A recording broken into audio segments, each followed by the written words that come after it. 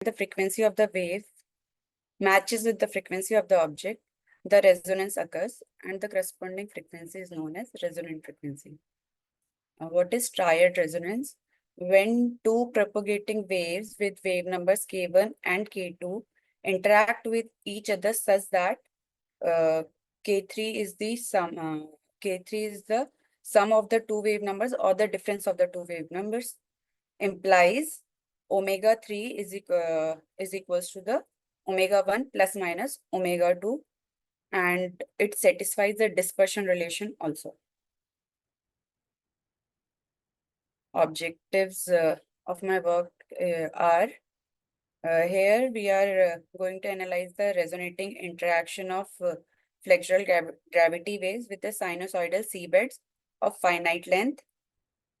We are going to derive the evolution equation for flexural gravity wave motion in a homogeneous fluid with multiple sinusoidal seabeds. Then the role of the detuned frequency on Bragg scattering of flexural gravity waves are investigated. Basic assumption schematic diagram. Here we are considering the fluid to be inviscid and incompressible. The flow is rotational. Motion is simple harmonic in time with frequency omega. The elastic plate, the floating elastic plate is modeled using the Euler-Bernoulli beam equation with the inclusion of lateral compressive force. Here the mathematical is formulated using linear water wave theory and small amplitude structural response. Here we can see this is the floating elastic plate. This is our incident wave. These are the sinusoidal seabeds. These are the multiple sinusoidal seabeds. T1 is the amplitude of the sinusoidal bed. Lambda is the wavelength of the seabed. Capital L1 is the patch length of the seabed. And small L1 is the gap length between the two patches. X equals to x1s, we will consider x1 as 0, and x equals to xne, we will consider that as capital L. Here, the patch length is described as the m into the wavelength, where m is the ripple number. Mathematical formulation, the velocity potential which satisfy the Laplace equation is this. The linearized kinematic boundary condition is given by this on the plate covered surface. Euler-Bernoulli beam equation in the presence of lateral compressive force is given by this, where the hydrodynamic pressure acting on the plate, elastic plate is this. The linearized dynamic boundary condition, the mean plate covered surface is given by this. So when we use the kinematic condition and the dynamic equation, we will get the linearized plate covered boundary condition on the mean surface by this. The undulated bed profile, the sinusoidal bed are considered of this form. Using the kinematic boundary condition on the bottom bed, we will get the bottom bed boundary condition like this. Multiple scale expansion. Now, here we will use the slow variables x bar and is equals to epsilon x and t bar as epsilon t, and we will use the multiple expansion method to expand the velocity potential in terms of x and x bar, which will be given by this. So the first order problem, that is order epsilon, we will get a homogeneous equation, set of homogeneous equation like this. For the second order problem, that is for the order epsilon square, we will get the equation something like this, which will contain the solution of the first order problem phi 1. Here the bottom bed boundary condition includes the undulated seabed also, delta x. Now, taking the reference from May's 1985, resonant reflection of surface water waves by periodic sandbars. the first order potential can be taken as this, where the psi plus minus is described by this, and A plus minus are the amplitude of the incident and the reflected waves. The dispersion relation, we know that is of this form. Now, using the solution phi1 in the second order problem, we will get phi2, the equations for phi2 in this form. And at the bottom bed boundary condition, that is phi2z, here we will use the definition of delta x and the solution phi1. We will get phi2z as this. And now it can be seen for L equals to K, 2K, we will get phi2z in the form of this. Here we can see when the incident wave K1 omega 1 is taken as K omega and the sinusoidal seabed is considered as this form, we will get the reflected wave, which is a resonated wave in the form of this, which satisfy the triad resonance condition. This is also known as Bragg resonance.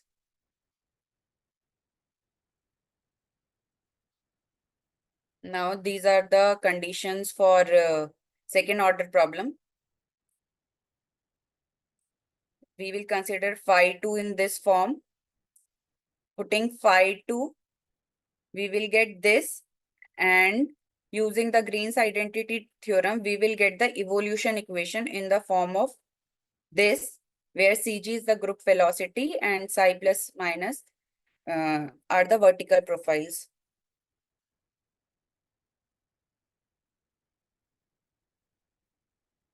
And here the omega naught is in this form, which is known as the cutoff frequency. We define the cutoff frequency as the ratio of omega by omega naught. If it is equals to 1, it is known as cutoff frequency. If it is less than 1, it is subcritical detuned frequency, and when it is greater than 1, it is supercritical detuned frequency. For the n patches, the evolution equations are defined like this. And when we divide the region into the patches and the non-patches area, we can see the evolution equation is equals to 0 for the trapped region and from the C side and the lee side, as D is 0. So omega naught will be 0. So these will be 0.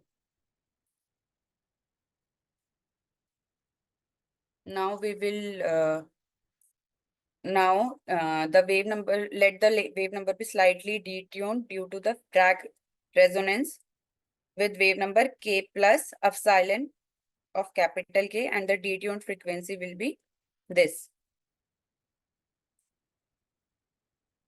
Using the continuity of the plate deflection, we will arrive at this solution where the reflection coefficient is defined by this and the transmission coefficient is defined by this, and the related metrics are this.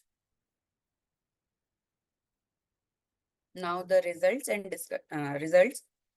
These are the results related to the reflection coefficient with the patch length, with the varying compressive force and the plate rigidity. Here we can see reflection coefficient versus the patch length, and it can be seen when as the plate rigidity is increasing. Here we can see for E0, omega by omega naught is less than 1. And for E is equals to 6 into 10 to the power 7, omega by omega naught is also less than 1, but less than equals to 0. And after this, the value starts increasing. So we can see for value less than 1, when omega by omega naught is less than 1, the reflection coefficient is increasing monotonically and exponentially. When omega by omega naught is greater than 1, this results in the oscillatory pattern of the reflection coefficient. This change in the omega by omega naught is due to the reason that Cg is increasing till 6 into 10 to the power 8 and starts decreasing after this point. So S, according to S, this we can see that this will result into the oscillatory pattern. Now, when we fix the value of the plate rigidity and vary the value of the compressive force, we can see as the value of compression increases, the value of the omega by omega naught decreases. Hence, we can see when the value is value for omega by omega naught is greater than 1, the pattern resembles to the oscillatory patterns, and when it is less than 1, it is again exponentially growing.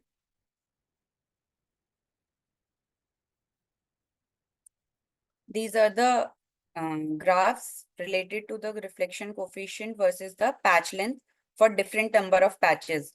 Here we are plotting the graph for n equals to odd number of patches, and here we are plotting the graphs for n equals to the even number of patches. For the flexural rigidity, this, and the compressive force, this. Here we can see the common minima occurs at the same points. But here, in the case of odd number of patches, common maxima is also occurring, which is not the case in the even number of patches.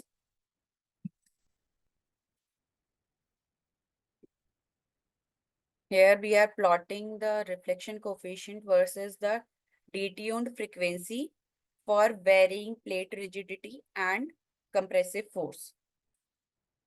Here we can see that as S is decreasing, the reflection coefficient is not attaining the full reflection. For the higher number of patch length, the reflection coefficient will attain the full reflection, whereas for for the lower value of patch length, it is not attaining the full reflection. This is, again, we are plotting the reflection coefficient versus the detuned frequency for varying value of compressive force, where E is 6 into 10 to the power 8. It can be seen with the increase in the value of compressive force, the value of S is also increasing. Hence, it attains the full reflection in the region -1 to 1.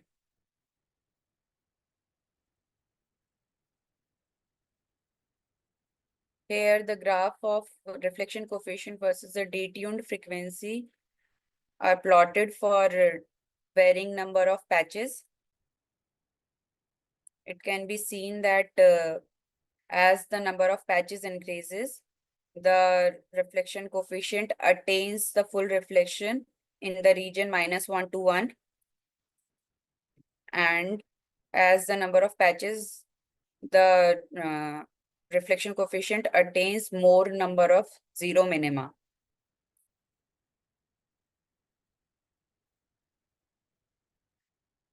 Here we are plotting the reflection coefficient versus the wave number for different values of rigidity E and compressive force. Here the compressive force is taken as √D. It can be seen the reflection coefficient decreases as the value of rigidity increases. This is the highest reflection is attained for E equals to 0. And as the wave number is greater than 3, that is the deep water case, the reflection coefficient is almost about 0. Now for the case of varying compressive for the value of flexural rigidity E is equals to 6 into 10 to the power 7. It can be seen the reflection coefficient increases as the value of compression increases. That is for Q is equals to 1.5 root D. It can be seen that full reflection is attained.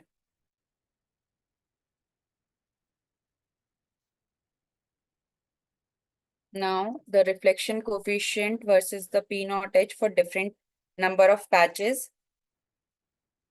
Here the common maxima and minima occurs.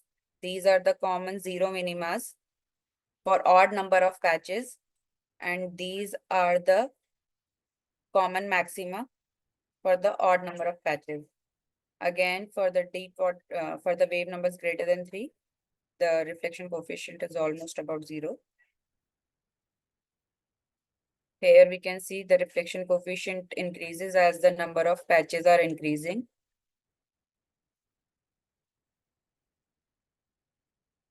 Conclusion, the ratio of omega by omega naught, the ratio of detuned frequency increases as the rigidity of the plate increases, whereas omega by omega naught decreases as the value of compressive force increases. When the reflection coefficient is a function of length of the patch, the reflection coefficient increases and attains full reflection as the number of patches increases, and the common maxima occurs in the case of odd number of patches. Again, the reflection coefficient increases as the value of rigidity and the compressive force increases when the reflection coefficient is a function of detuned frequency. Reflection coefficient decreases as the value of rigidity increases, while the reflection coefficient increases as the value of compressive force increases when reflection coefficient is a function of wave number. These are my references. Thank you. Thanks, Neha. This is a good presentation. So is there any question? Any question or comments from anybody?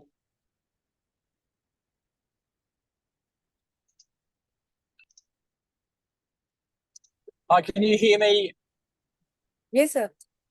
Do you think there's any way you could extend this work to 3 dimensions or to incident angle or? Yes, sir, we can expand this work to the angle. Okay, and Yes. what about So considering? you are not audible properly. Yeah, sorry, I it's tough, but all right, thank you, Neha. Yes.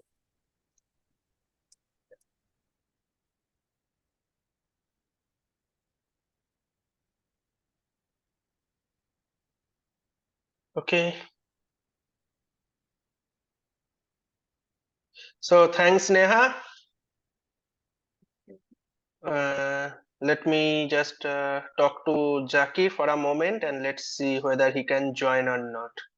Give me a moment, please.